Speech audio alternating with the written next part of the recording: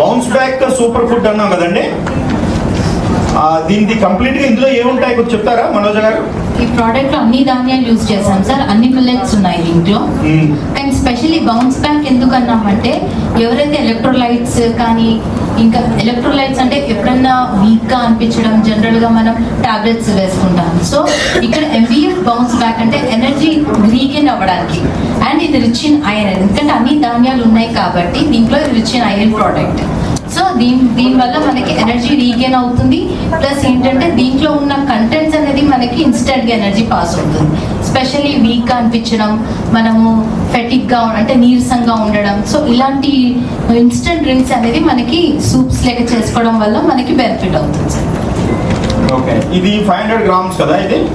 అంటే ఇది ఎలా వాడాలి అన్నది ఇప్పుడు చెప్పారు, అంటే డీటెయిల్ గా. అంటే ఇందులో ఫోటోలో ఉన్నట్టుగా ఇది అంటే ఒక ముద్దలా చేసుకొని డైరెక్ట్ తినేయడమేనా?